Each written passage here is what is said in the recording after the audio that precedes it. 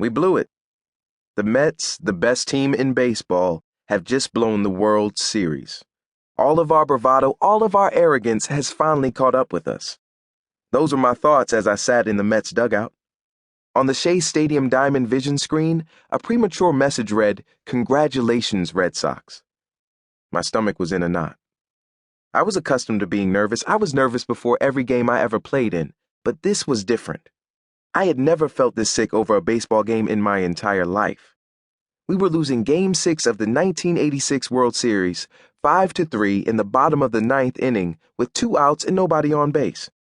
If Calvin Schiraldi, a Mets teammate just a season ago, could get one more out, all that we worked so hard for, the 108 regular season wins, the thrilling NLCS victory over the Houston Astros, and the fist-pumping curtain calls would be forgotten. We were lifeless.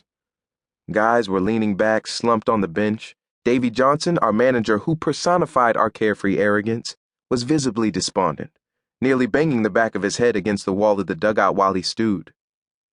Moments before, I followed the flight of Dave Henderson's home run as it sailed over my head from left center field towards the foul pole to give Boston a 4-3 lead.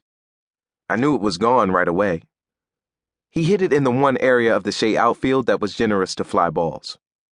Later in the inning, Wade Boggs doubled and Marty Barnett singled him in to make it 5-3.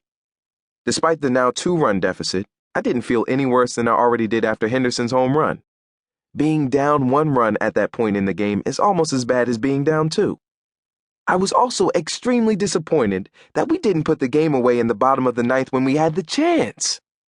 After Ray Knight and I both reached base to start the inning, Davey had Howard Johnson pinch hit for Kevin Elster to sacrifice us into scoring position.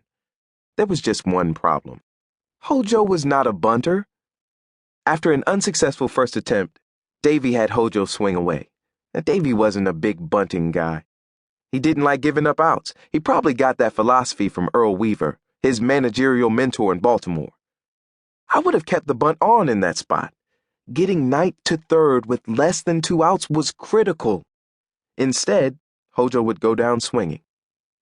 Lee Mazzilli, who replaced Darryl Strawberry in a double switch, another move by Davey I didn't agree with because of the good chance the game might go into extra innings, hit a deep fly ball to left field that would have easily scored Knight had he been sacrificed to third by Hojo.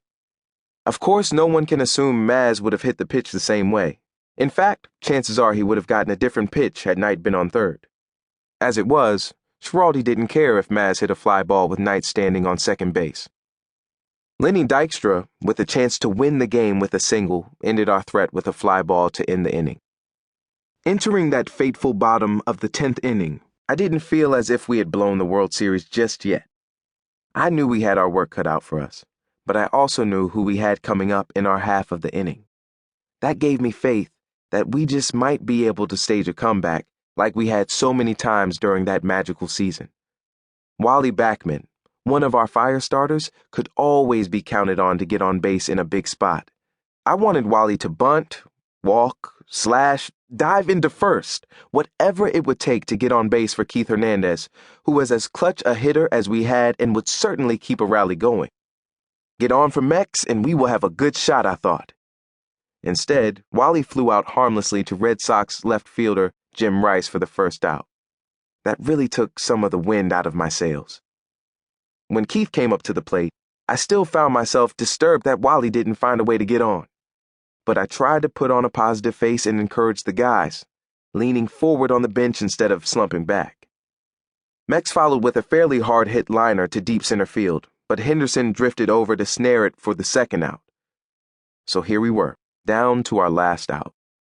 The other guys can say what they want, but I'd bet there wasn't a player on our team who thought, hey, we can still come back and win this game. There was no question we were the better team. That wasn't the issue. It was that we failed to do what we had done well all year long up to that point in Game 6.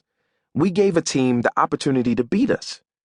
In my mind, I was already second-guessing Davey's questionable moves. Why did Davey take Straw out? Why didn't he keep the sacrifice bunt on with Hojo? It's natural to second-guess the manager. It's what athletes do. Not surprisingly, it's only on rare occasions that an athlete